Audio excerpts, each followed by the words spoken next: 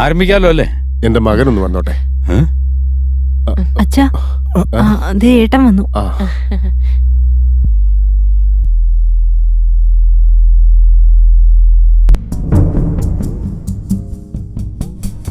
എന്റെ ഭൂസ്വത്തിൽ ഉൾപ്പെടുന്ന നഞ്ചങ്കോട് ഗ്രാമത്തിലുള്ള 6 ഏക്കറോളം തെങ്ങിൻ തോപ്പും മൈസൂരിലുള്ള ശ്രീ ഗായത്രി ദേവി രാഗി മില്ലും ശിവദാസന്റെ പേരിലേക്ക് ആക്കേണ്ടതാണ്. എന്റെ രണ്ടാമത്തെ മകൻ ഹരിദാസന് ഗാന്ധിനഗർ മെയിൻ റോഡിലുള്ള കോഴി ഫാമും അതോടൊപ്പം സരസ്വതിപുരത്തുള്ള വീടും അവന് കൊടുക്കേണ്ടതാകുന്നു. അതുപോലെ തന്നെ എന്റെ സ്വകാര്യ സമ്പത്തായ ശാസ്താംകോട്ടയിൽ സ്ഥിതി ചെയ്യുന്ന ഐസ് ഫാക്ടറിയും അതിനോട് ചേർന്നുള്ള ഓട്ട് കമ്പനിയും അതുപോലെ തന്നെ ഇതിൽ പറയാത്ത മറ്റു സ്വത്തുവകകളും എന്റെ കൊച്ചുമകളായ നന്ദിനിക്ക് സർവ്വ അവകാശ അധികാരങ്ങളോടെയും നൽകേണ്ടതാകുന്നു. എന്റെ കാലശേഷം എന്റെ പ്രിയപ്പെട്ട ഭാര്യയായ ഗായത്രി ദേവി എന്റെ കൊച്ചുമകളായ നന്ദിനിയോടൊപ്പം സന്തോഷമായി ജീവിക്കണമെന്നത് എന്റെ അവസാനത്തെ ആഗ്രഹമാണ്. ഇത് എന്റെ സ്വന്തം വിൽപത്രം. ദേവദാസൻ സ്വത്ത് ഭാഗം ചെയ്ത് എല്ലാവർക്കും കൊടുത്തിട്ടുണ്ട്. പക്ഷെ കാളിദാസനൊന്നും എഴുതി വെച്ചിട്ടില്ല. ഇതിനകത്ത് ആ പേര് പോലും പറയുന്നില്ല.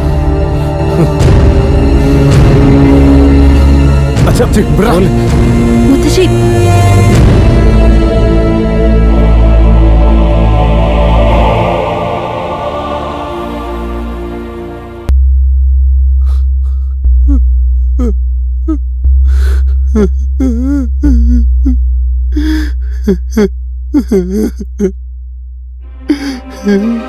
അതൊക്കെ വിട്ടുകളയാച്ച. അച്ഛൻ കരയണ്ട, എല്ലാം ശരിയാവും. കരയാതിരിക്ക അച്ഛ.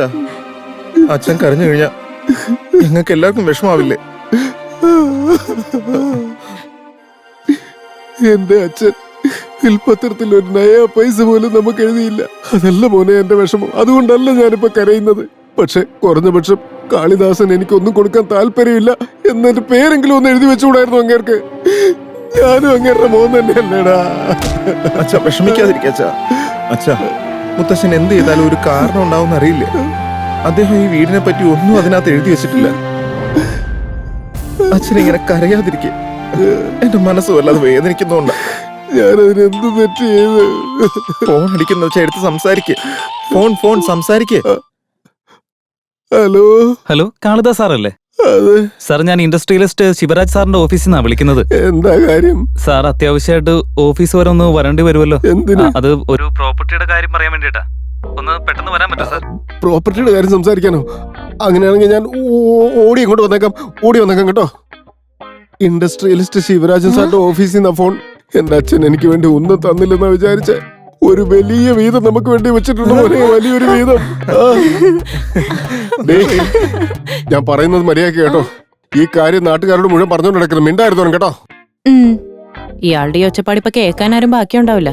ഇനി രഹസ്യമായിട്ട് വെക്കണോ അത്രേ. ആണല്ലേ? എന്താണ് സൂക്ഷിപ്പ്? നീ എന്താടാ മിഴിച്ചു നിൽക്കുന്നത്? പോവാം, വാ. വേഗം വാ. നടക്ക്.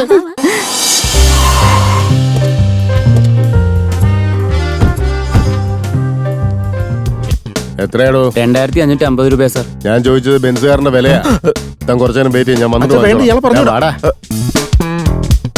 എടോ, വെയിറ്റിംഗ് ചാർജ് ഒന്നും തരാൻ പറ്റില്ല. ഓഫീസിൽ വന്ന് കാശ് തരാൻ പോ. എന്തൊരു ഡ്രസ്സാടാ ഇത്?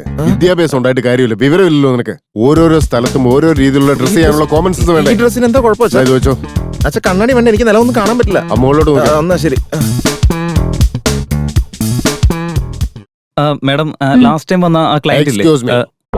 I would like to meet your Shivraj sir. ഓ, കാളിദാസ് സാറാണല്ലേ? Yes. Please come sir. Sir അകത്തുണ്ട്. Hi Shivraj, how are you? I am Kalidas. This is my son Ramdas. Sir, മറ്റേ ദേവദാസ് പ്രോപ്പർട്ടി ആ Kalidas അതിവരെ. Yes. He is a businessman. ബിസിനസ്മാനോ? എന്ത് ബിസിനസ്സാ? അത് export garments. Export garments? ഓ, നിങ്ങക്ക് കുടിക്കാൻ എന്തെങ്കിലും വേണോ? No. ഇപ്പൊ ഇങ്ങോട്ട് വരുന്ന വഴിക്ക് ഞങ്ങൾ താജ് ഹോട്ടലിൽ പോയി ഒരു കാപ്പി കുടിച്ചതേ ഉള്ളൂ. Fine. Mister Kalidas, I am really very sorry to say this. അച്ഛനെ അടക്കുമ്പോ എനിക്ക് വരാൻ പറ്റിയില്ല. ഇന്നലെ ഞാൻ ലണ്ടനിൽ നിന്ന് എത്തിയതേ ഉള്ളൂ. It's all right. ഉം. Better luck next time. ഉം. നിങ്ങളുടെ അച്ഛൻ ഡോക്യുമെന്റ്സിന്റെ കാര്യം എന്തെങ്കിലും പറഞ്ഞിരുന്നോ? അത് നിങ്ങളുടെ ഓഫീസിൽ തന്നെ എല്ലാം കൊടുത്തിട്ടുണ്ടെന്നാണ് പറഞ്ഞത്. നൈസ് മാൻ, വെരി നൈസ് മാൻ. ഞങ്ങൾക്ക് ഞങ്ങളുടെ പ്രോപ്പർട്ടി വേണം. അഡ്വക്കേറ്റ് പ്രകാശിനെ ഒന്ന് അകത്തേക്ക് വിട്ടെ. വരുമ്പോ ദേവദാസിന്റെ ഫയലോടെ കൊണ്ടുവരാൻ പറ. Okay sir. Kalidas, father of Ramdas. പറഞ്ഞോളൂ സാർ. പ്രകാശ്, ഇദ്ദേഹം ദേവദാസ് സാറിന്റെ മകനാ, കാളിദാസ്. ആ.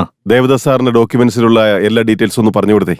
ആൻഡ് മിസ്റ്റർ കാളിദാസ്, എനിക്ക് ഇമ്പോർട്ടന്റ് ആയിട്ട് ഒരു ജോലിയുണ്ട്. അതുകൊണ്ട് ഞാൻ ഇപ്പൊ തന്നെ ഇറങ്ങുക. ഞങ്ങൾക്കും ഒരു ഇമ്പോർട്ടന്റ് ആയ ജോലിയുണ്ട്. ഞങ്ങളിത് കേട്ടിട്ട് പോയിക്കോളാം. എല്ലാം കൃത്യമായിട്ട് ചോദിച്ച് മനസ്സിലാക്കണേ. അദ്ദേഹം എല്ലാം കൃത്യമായിട്ട് എക്സ്പ്ലെയിൻ ചെയ്യും. ഓക്കെ, ശരി എന്നാ. Good luck Kalidas.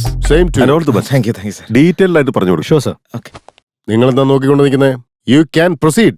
Mister Kalidas, നിങ്ങളുടെ അച്ഛൻ 1 കോടി രൂപയ്ക്ക് നിങ്ങളുടെ വീട് ഞങ്ങളുടെ കമ്പനിക്ക് വിറ്റിരുന്നു. അതിലിപ്പോ ഒരു പ്രശ്നം എന്താന്ന് വെച്ചാൽ അദ്ദേഹം മരിച്ചതിന് ശേഷം മാത്രമേ ആ വീട് കമ്പനിക്ക് സ്വന്തമാവുള്ളെന്ന് എഗ്രിമെന്റിലുണ്ട്. സോ നിങ്ങൾ എപ്പോഴും ഒഴിഞ്ഞു തരാന്ന് പറഞ്ഞാൽ ഇനി അഥവാ നിങ്ങൾക്ക് ഇനിയും ആ വീട്ടിൽ തന്നെ തുടർന്ന് താമസിക്കണം എന്നുണ്ടെങ്കിൽ മാസം 30,000 രൂപ റെന്റ് ഞങ്ങൾക്ക് തരേണ്ടി വരും. 3 മാസം സാവകാശം നിങ്ങൾക്ക് ഞങ്ങൾ തരാം. അതിനുള്ളിൽ നിങ്ങൾ ആലോചിച്ചൊരു തീരുമാനം പറഞ്ഞാൽ മതി. അങ്ങനെ ആയിക്കോട്ടെ സാറേ. ഇനി ഫർദർ ആയിട്ട് എന്തെങ്കിലും ഇൻഫർമേഷൻ വേണമെന്നുണ്ടെങ്കിൽ ഞങ്ങളുടെ MD ആയിട്ടൊന്ന് കോൺടാക്ട് ചെയ്താൽ മതി. ഓക്കെ, ചെയ്തോളാം സാർ. ശരി എന്നാ ഞാൻ പോട്ടെ. അച്ഛാ, അങ്ങോട്ട് പോയപ്പോ എന്തായിരുന്നു ബെൻസ് കാറ്, ദേ പോകുമ്പോ ഷെയർ ഓട്ടോ പിടിച്ച് പോകേണ്ട ഗതിയായല്ലോ അച്ഛാ. അച്ഛാ, അച്ഛൻ ഇതൊന്നും ആലോചിച്ച് വിഷമിക്കില്ല അച്ഛാ.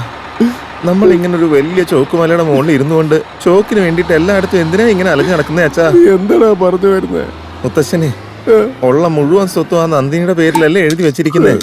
ആ നന്ദിനിയെ ഞാൻ കല്യാണം കഴിച്ചു കഴിഞ്ഞാ പിന്നെ ആ സ്വത്ത് മുഴുവൻ എനിക്കുള്ളതല്ലേ അച്ഛാ? മോനെ രാമദാസ്, മാസാമാസം ശമ്പളം മേടിച്ച് ജീവിച്ച് എന്റെ ജീവിതം അവസാനിക്കുന്ന വിചാരിച്ചത് മോനെ. ഈ പാവപ്പെട്ടവന്റെ മനസ്സ് നീ മനസ്സിലാക്കിയല്ലോടാ. ഓട്ടോ ഡ്രൈവറെ, വണ്ടി നിർത്തണോ? ഞങ്ങളൊരു ക്യാബ് വിളിച്ചു പൊക്കോളാം. തുപ്പിയോടാ?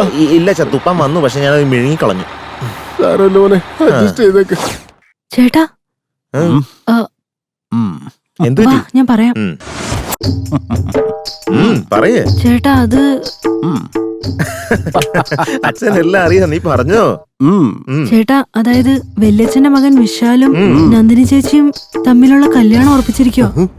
ഇൻവിറ്റേഷൻ കാർഡും പ്രിന്റ് ചെയ്യാൻ കൊടുത്തെന്നാ കേട്ടെ. അയ്യോ അച്ഛാ, അച്ഛാ കിടക്ക. ഇതെന്താ ചേട്ടാ, നീ ബോധം കെടുന്ന ഞാൻ വിചാരിച്ച. അല്ല, അച്ഛനിത് എന്ത് പറ്റി? അച്ഛന് നന്ദിനി മരുമകളായിട്ട് വരണമെന്ന് നല്ല ആഗ്രഹം ഉണ്ടായിരുന്നു അല്ലേ? അതുകൊണ്ടൊന്നുമില്ല മോളെ, അത് വീട്. ചേട്ടാ, ഞാനെന്നാ കുറച്ച് വെള്ളം എടുത്തോണ്ട് വരട്ടെ? വേണ്ട വേണ്ട വേണ്ട. നന്ദിനി എവിടെ? പുറത്തുണ്ട്.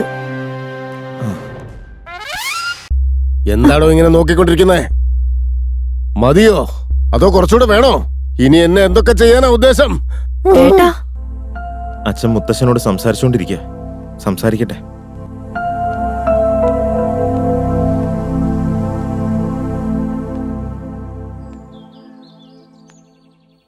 ദയവേത് എന്നോട് ക്ഷമിക്കണം കേട്ടോ.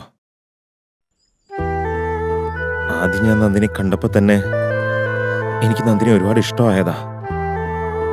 ജീവിതകാലം മുഴുവൻ ഒരുമിച്ച് ജീവിക്കാമെന്ന് ഞാൻ കുറെ സ്വപ്നവും കണ്ടുപോയി. നന്ദിനി എന്നോട് സംസാരിക്കുന്നതൊക്കെ കണ്ടപ്പോ ഞാനും കരുതി നന്ദിനിക്ക് എന്നെ വലിയ ഇഷ്ടമായിരിക്കുമെന്ന്. അതുകൊണ്ടാണ് ഞാനന്നൊരു ഉമ്മ തന്നെ. പക്ഷെ ഇപ്പോഴാണ് എനിക്ക് മനസ്സിലാവുന്നു നന്ദിനിയുടെ എൻഗേജ്മെന്റ് കഴിഞ്ഞ കാര്യങ്ങളൊക്കെ. ഇനി മറ്റൊരാളുടെ കൂടെ ജീവിക്കേണ്ടവളാ. നന്ദിനി പോലും അറിയാതെ നന്ദിനിയുടെ ബാഗിലിരുന്ന് നമ്മുടെ കുട്ടിക്കാലത്തുള്ള ഫോട്ടോസൊക്കെ ഞാൻ കട്ട് ചെയ്ത് മാറ്റിയിട്ടുണ്ട്. നാളെ തൻ്റെ കല്യാണമൊക്കെ കഴിഞ്ഞു കഴിയുമ്പോൾ താൻ എന്തായാലും കട്ട് ചെയ്യേണ്ടതല്ലേ ഇതൊക്കെ. ഒരു കാര്യം കൂടെ, ഞാൻ മോശമായിട്ട് എന്തെങ്കിലും രീതിയിൽ നന്ദിനോട് പെരുമാറിയതുപോലെ തനിക്ക് തോന്നിയിട്ടുണ്ടെങ്കിൽ ദയവ് ചെയ്ത് എനിക്ക് മാപ്പ് തരണം. നീ താൻ ഇനി എവിടെയെങ്കിലും വന്നെന്നറിഞ്ഞാൽ പോലും ആ ഭാഗത്തേക്ക് ഞാൻ തിരിഞ്ഞു പോലും നോക്കാതിരിക്കാൻ ശ്രമിക്കും. ഞാൻ സത്യം ചെയ്യാൻ എന്നോട് ശ്രമിക്കും. I am sorry Nandini. Ram, Ram.